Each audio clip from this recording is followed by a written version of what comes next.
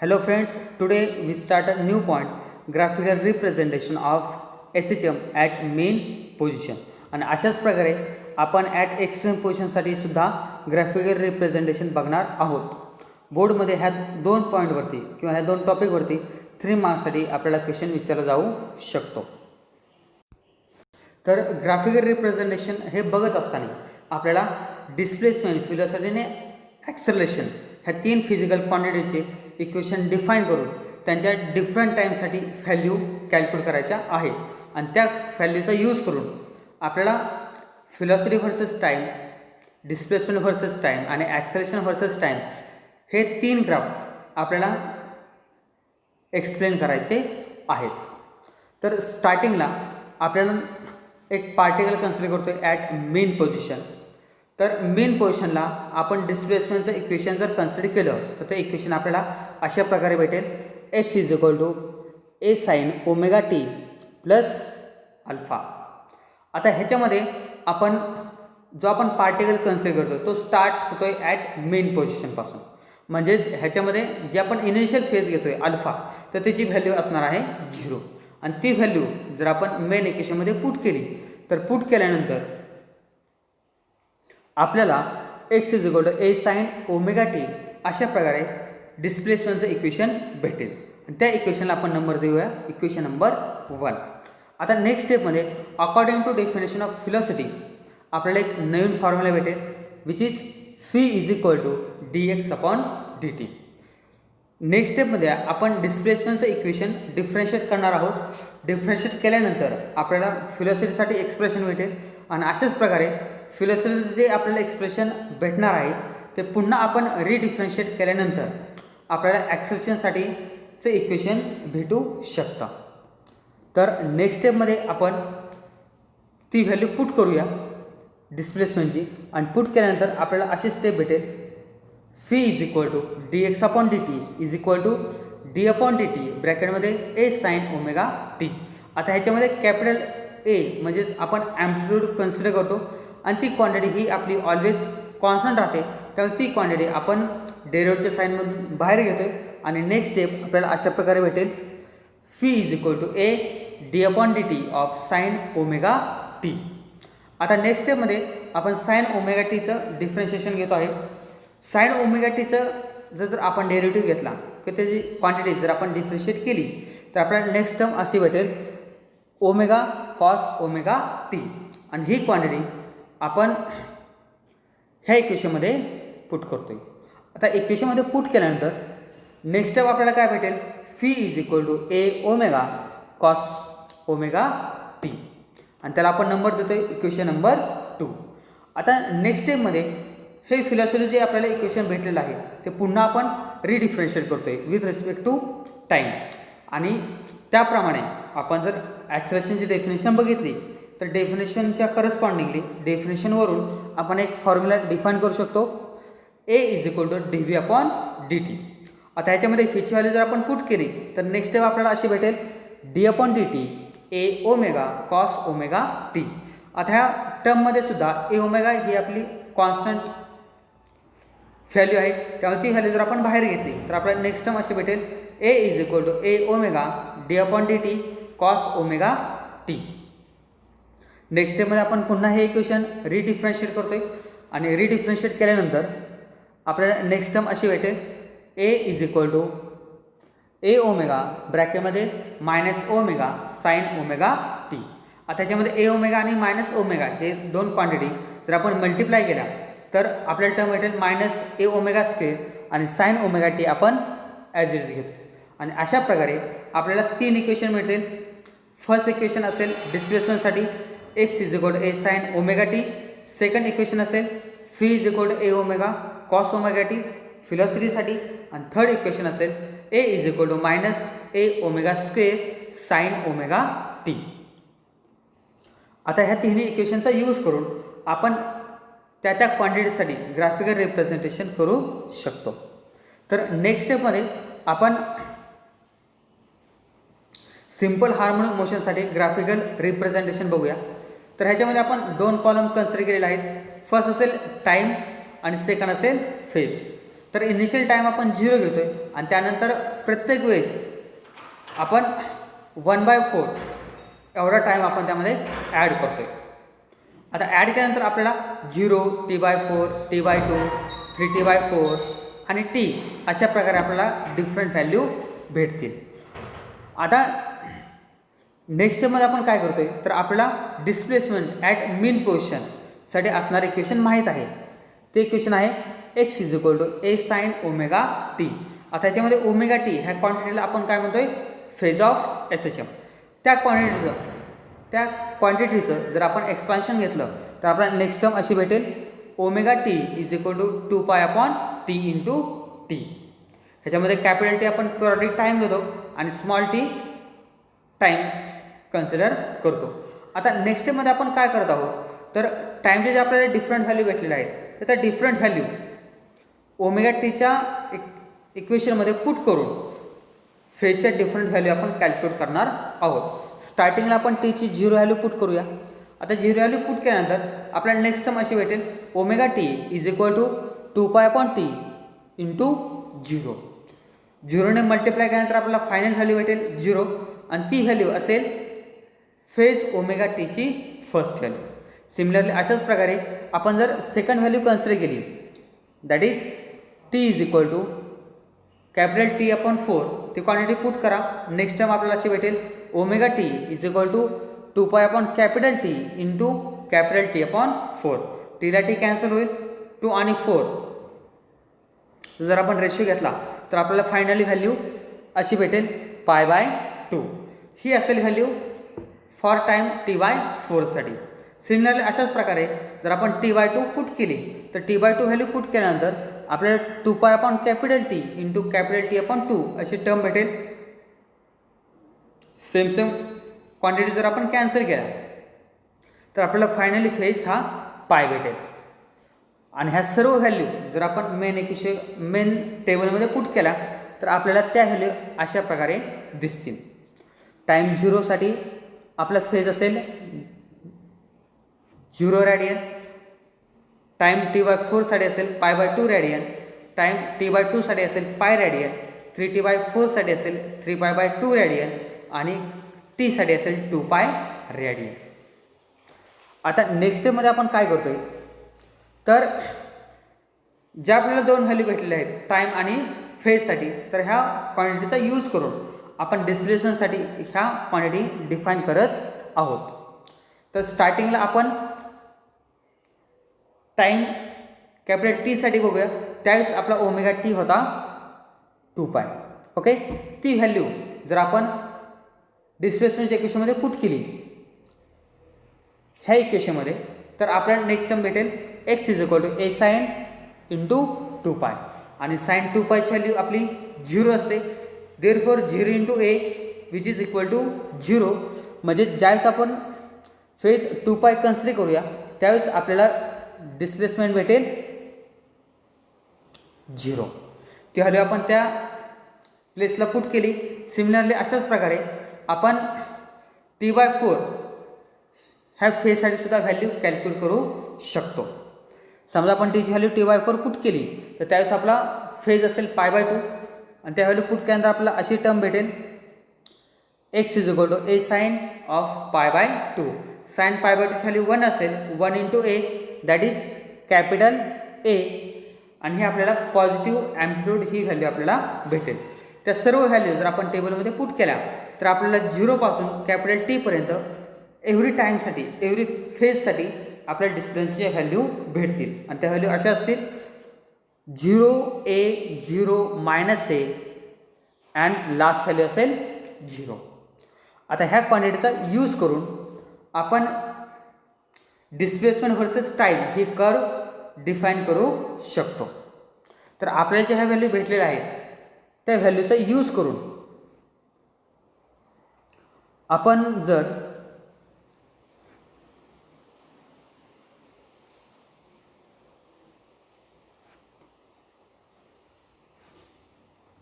ते point select केले तर ते आपल्याला पॉईंट अशा प्रकारे भेटतील.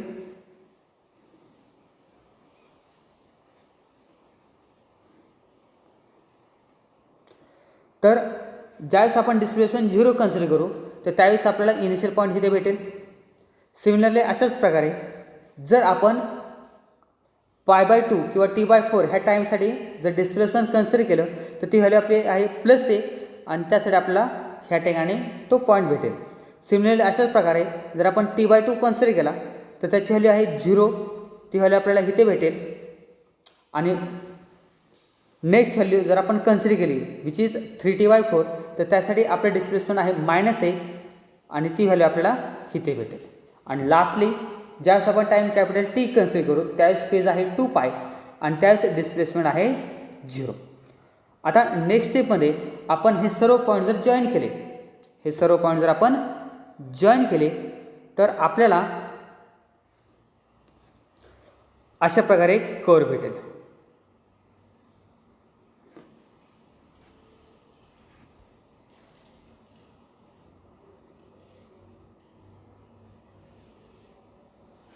आणि ही कर्व असेल displacement time curve for initial position. आणि हीच कर्व आपल्याला नेक्स्ट स्लाइडमध्ये त्यांनी दाखवलेली आहेच. तर अशा प्रकारे आपण डिस्प्लेसमेंट टाईम कर्व ही कॅल्क्युलेट करू शकतो. आता ह्याच्यानंतर आपण व्हेलॉसिटी आणि ॲक्सेलरेशन ह्या दोघांसाठी सुद्धा व्हॅल्यू कॅल्क्युलेट करू शकतो. तर स्टार्टिंगला आपल्याला व्हेलॉसिटीचं इक्वेशन त्यांनी दिलेलं आहे φ = a cos ωt. आता ह्याच्यामध्ये आपण टाईम आणि फेज ह्या सेम व्हॅल्यू कन्सिडर करतोय. आता ह्याच्यामध्ये जर आपण 0, π/2, π, 3π/2 आणि 2π ह्या व्हॅल्यू जर आपण कॅल्क्युलेट केल्या तर आपल्याला aω 0 -aω 0 aω ह्या सिरीजमध्ये आपल्याला व्हॅल्यू भेटतील. त्यासाठी आपण एक व्हॅल्यू बघूया की जर आपण टाईम कॅपिटल T कन्सिडर केला तर त्यावेळेस आपली फेज आहे 2π. ती व्हॅल्यू ह्या मेन इक्वेशनमध्ये पुट करा आणि पुट केल्यानंतर आपल्याला नेक्स्ट स्टेप भेटेल φ = aω cos of 2π आणि cos 2π ची व्हॅल्यू असते 1 × aω आणि आपल्याला फायनली व्हेलॉसिटीची व्हॅल्यू भेटेल aω. आणि ही व्हॅल्यू आपण ह्या टेबलमध्ये पुट करू शकतो. अशाच प्रकारे आपण प्रत्येक क्वांटिटीसाठी जर व्हॅल्यू कॅल्क्युलेट केल्या तर आपल्याला ह्या टेबलमध्ये दाखवल्याप्रमाणे आपल्याला सर्व व्हॅल्यू भेटतील. आणि ज्याप्रमाणे आपण डिस्प्लेसमेंट टाईमसाठी पॉईंट घेऊन कर्व ड्रॉ केली होती सेम अशाच प्रकारे आपण व्हेलॉसिटी टाईमसाठी सुद्धा ही कर्व ड्रॉ करू शकतो. नेक्स्ट स्टेपमध्ये आपण ॲक्सेलरेशनसाठी व्हॅल्यू कन्सिडर करू शकतो. तर ह्याच्यामध्ये आपल्याला टाईम आणि फेज पुन्हा सेम दिलेले आहेत. ह्याच्यामध्ये जर आपण व्हॅल्यू कॅल्क्युलेट केल्या आता त्यांनी आपल्याला इथे फॉर 3T/4 साठी व्हॅल्यू कॅल्क्युलेट करून दिलेली आहे. त्यावेळेस आपली फेज असेल 3π/2.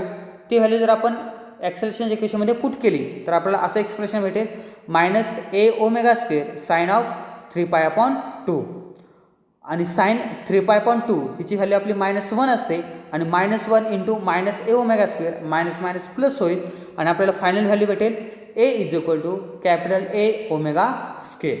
आणि अशाच प्रकारे आपण 0 पासून T पर्यंत ह्या प्रत्येक टाईमसाठी ॲक्सेलरेशनच्या व्हॅल्यू कॅल्क्युलेट करू शकतो. आणि त्या व्हॅल्यू कॅल्क्युलेट केल्यानंतर आपल्याला ह्या अशा प्रकारे टर्म भेटतील 0 -aω², 0 aω² आणि लास्ट असेल 0. ज्याप्रमाणे आपण displacement time curve velocity time curve draw केली होती अशाच प्रकारे आपण इथे सुद्धा ॲक्सेलरेशन टाईम कर्व ड्रॉ करू शकतो. आणि ती कर्व आपल्याला इथे समोर दिसत आहे.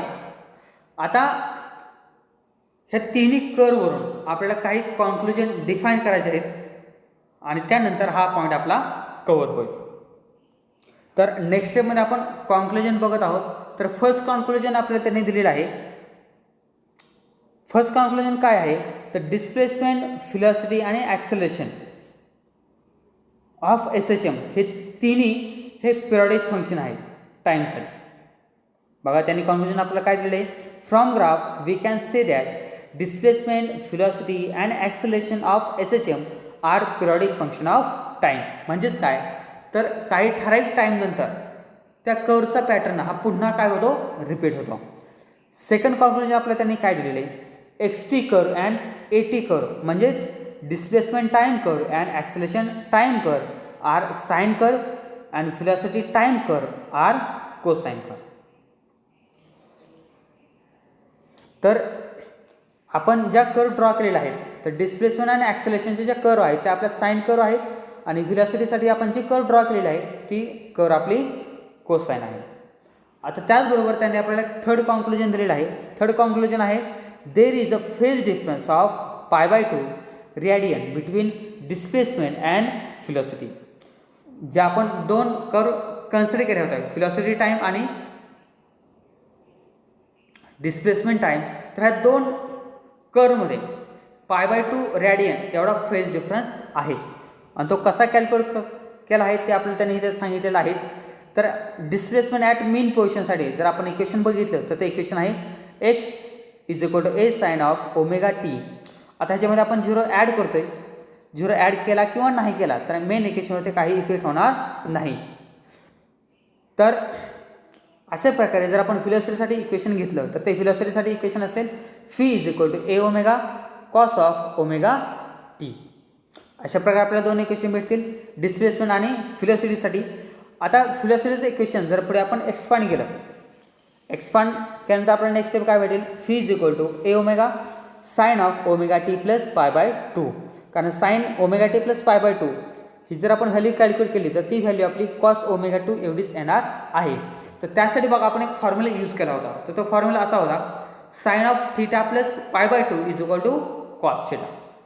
आता ह्या दोन्ही इक्वेशनमधून जर आपण फेज डिफरन्स कॅल्क्युलेट केला तर व्हेलॉसिटीसाठी फेज डिफरन्स होता आपला ओमेगा टी प्लस π/2 आणि डिस्प्लेसमेंटसाठी फेज डिफरन्स होता आपला ओमेगा टी प्लस 0. तर दोन्ही क्वांटिटी जर आपण डिफरन्स घेतला तर डिफरन्स घेतल्यानंतर आपल्याला फायनली फेज डिफरन्स भेटतोय π/2. मग ह्याच्यावर आपण काय सांगू शकतो तर डिस्प्लेसमेंट व्हेलॉसिटी ह्या दोघांमध्ये जर आपण फेज डिफरन्स घेतला तर तो आपल्याला ऑलवेज π/2 रेडियन एवढा भेटेल.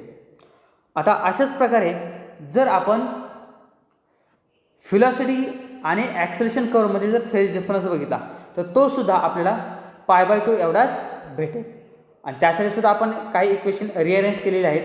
व्हेलॉसिटीचं जर आपण इक्वेशन घेतलं तर ते इक्वेशन आपल्याला अशा प्रकारे भेटेल phi = a omega cos of omega T. ते इक्वेशन पुन्हा आपण रिअरेंज करू शकतो. phi = a omega sine of omega T plus π/2. Similarly ॲक्सेलरेशनसाठी आपल्याला एक इक्वेशन त्यांनी दिलेलं आहे -a omega square sine of omega T. आणि तेच इक्वेशन जर आपण पुढे रिअरेंज केलं तर आपल्याला नेक्स्ट टर्म भेटेल a = a omega square sine of omega T plus पाय. त्याच्यासाठी बघा आपण हा फॉर्म्युला यूज करतोय. फॉर्म्युला त्यांनी काय दिलेला आहे साइन पाय प्लस थीटा = -sin थीटा. आता फेजच्या टर्म मॅच होण्यासाठी आपण तिथे थोडी ॲडजस्टमेंट केलेली आहे. नेक्स्ट स्टेपमध्ये आपण ॲक्सेलरेशन आणि व्हेलॉसिटी ह्या दोघांच्या ज्या आपल्या फेज डिफरन्सच्या व्हॅल्यू आल्या होत्या त्या दोन्ही व्हॅल्यू आपण सबस्ट्रॅक्ट करतोय. आणि सबस्ट्रॅक्ट केल्यानंतर आपल्याला टर्म अशी भेटेल omega T plus pi minus omega T plus π/2. आणि सबस्ट्रॅक्शन केल्यानंतर आपल्याला टर्म भेटेल π/2.